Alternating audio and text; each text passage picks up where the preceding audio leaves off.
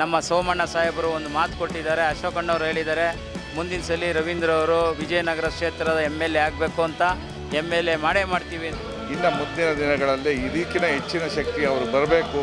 ಈ ನಾಡಿನ ಈ ಕ್ಷೇತ್ರದ ಜನಗೆ ಅವರ ಸೇವೆ ತುಂಬ ಅಗತ್ಯವಾಗಿದೆ. ದೇವರ ಆಯಸ್ಸು ಆರೋಗ್ಯ ಕೊಟ್ಟು ಅವ್ರು ಅಂದ್ಕೊಂಡಿರೋದೆಲ್ಲ ಈಡೇರಿಸಲಿ ಅಂತ ಆಶಿಸ್ತೀನಿ.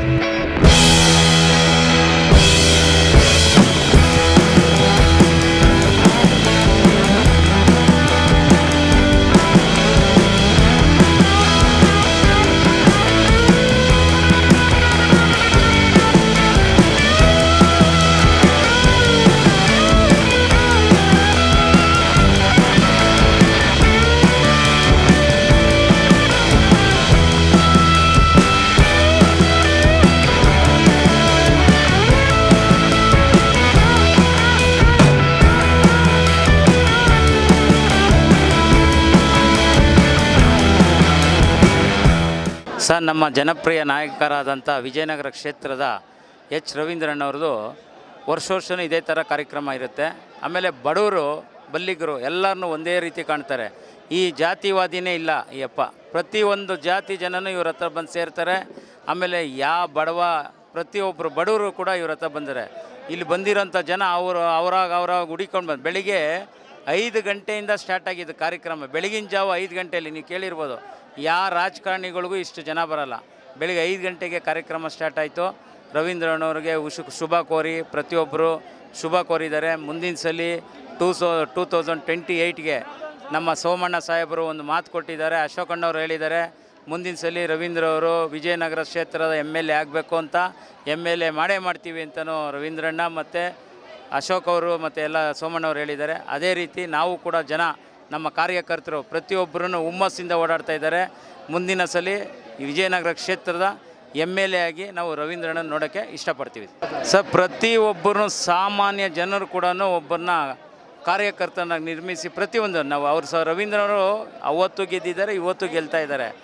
ಕಾರಣಾಂತರದಿಂದ ನಿಮಗೆ ಗೊತ್ತಿರುತ್ತೆ, ಇಲ್ಲಿ ಒಂದು ಜನಾಂಗದ ಓಟು, ಈ ಯಾರು ಮುಸಲ್ಮಾನರಿದ್ದಾರೆ ಅವ್ರ ಓಟಿಂದ ಅವರು ಸೋಲ್ತಾ ಇದ್ದಾರೆ ಅಷ್ಟೇ ಹೊರತು ಇನ್ನು ಎಲ್ಲ ಜನಾಂಗನೂ ಕೈ ಹಿಡಿತಾ ಇದ್ದಾರೆ. ಮುಂದಿನ ಸಲ ಭಗವಂತ ಅವ್ರ ಪರ ಇದ್ದಾನೆ. 100% ರವೀಂದ್ರ ಅವರು MLA ಆಗ್ತಾರೆ.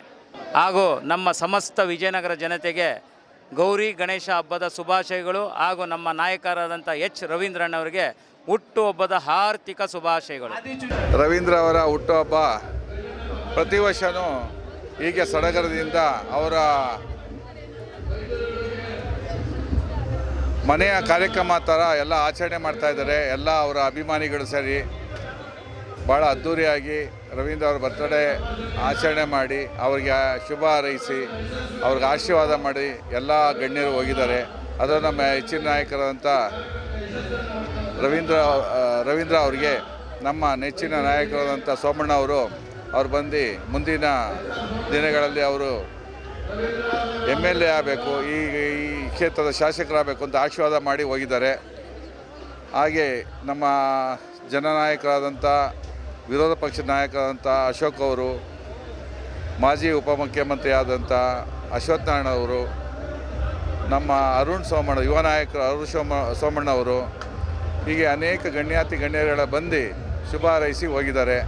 ಈ ಕಾರ್ಯಕ್ರಮದಲ್ಲಿ ಅನೇಕ ನಮ್ಮ ವಿಜಯನಗರ ಕ್ಷೇತ್ರದ ಜನತೆಯೆಲ್ಲ ಭಾಳ ಅವರ ಹೃದಯಪೂರ್ವಕವಾಗಿ ಅಭಿನಂದನೆ ಹೇಳಿ ಅವರಿಗೆ ಶುಭ ಹಾರೈಸಿ ಹೋಗಿದ್ದಾರೆ.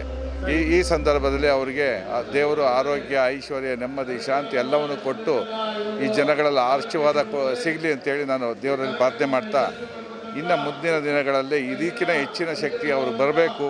ಈ ನಾಡಿನ ಈ ಕ್ಷೇತ್ರದ ಜನಗೆ ಅವರ ಸೇವೆ ತುಂಬ ಅಗತ್ಯವಾಗಿದೆ. ಅವರ ಸೇವೆ ಮಾಡೋಂಥ ಇನ್ನೂ ಹೆಚ್ಚಿನ ಶಕ್ತಿ ಸಿಗಲಿ ಅಂಥೇಳಿ ಭಗವಂತನಂತ ಪ್ರಾರ್ಥನೆ ಮಾಡ್ತಾ, ಹೀಗೆ HR ಬಾಯ್ಸ್ ಅಂತೇಳಿ ಅವರೊಂದು ಟೀಮು ಮಾಡಿಕೊಂಡು ಅವರು ಒಂದು ರಕ್ತದಾನ ಶಿಬಿರ ಮತ್ತು ಕಣ್ಣಿನ ತಪಾಸಣೆ ಶಿಬಿರ ಈ ಥರ ಅನೇಕ ಕಾರ್ಯಕ್ರಮ ಹೆಲ್ತ್ ಕ್ಯಾಂಪ್ ಎಲ್ಲ ಮಾಡಿದ್ದಾರೆ. ಇದರಿಂದ ತುಂಬ ನೂರಾರು ಜನಗಳಿಗೆ ಉಪಯೋಗ ಆಗೋಂಥ ಕೆಲಸ ಮಾಡಿದ್ದಾರೆ. ಹಾಗೆ ವಿದ್ಯಾರ್ಥಿಗಳಿಗೆ ಹೆಚ್ಚಿನ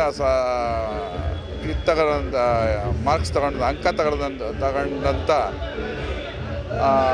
ಮಕ್ಕಳಿಗೆ ಅವರಿಗೆ ಪ್ರೋತ್ಸಾಹಧನ ಥರ ಕೊಟ್ಟು ಇನ್ನು ಪ್ರತಿ ವರ್ಷವೂ ಇದೇ ರೀತಿ ಪ್ರತಿ ಸುಮಾರು 100 ಜನಕ್ಕೆ ಪ್ರೋತ್ಸಾಹಧನ ಕೊಡಬೇಕು ಅಂತೇಳಿ ಅವ್ರ ಸಂಘ ಅವರ ಟ್ರಸ್ಟ್ ವತಿಗಳಿಂದ ಮಾಡಬೇಕು ಅಂತ ಹೇಳಿ ತೀರ್ಮಾನ ಮಾಡಿದ್ದಾರೆ.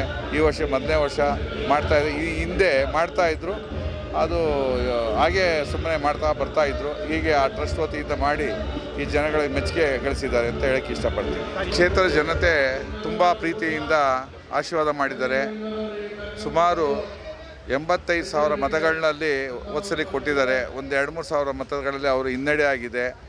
ಆದರೆ ಇನ್ನೂ ಹೆಚ್ಚಾಗಿ ಜನ ನಾವು ಮುಂದಿನ ದಿನಗಳಲ್ಲಿ ಇನ್ನೂ ಚೆನ್ನಾಗಿ ನಮಗೆ ಗೆಲ್ಸ್ಕೋತೀವಿ ಅಂತ ಹೇಳಿ ಹಾರೈಸಿ ಹೋಗಿದ್ದಾರೆ. ಅಂದರೆ ನಿಮ್ಮ ಕೆಲಸ ಅವ್ರು ನೋಡಿದ್ದಾರೆ. ಈ ಕ್ಷೇತ್ರದ ಜನತೆ ಎಲ್ಲ ಅವ್ರ ಕೆಲಸ ನೋಡಿ ಅವರಿಗೆ ಆಶೀರ್ವಾದ ಮಾಡಬೇಕು ಅಂತ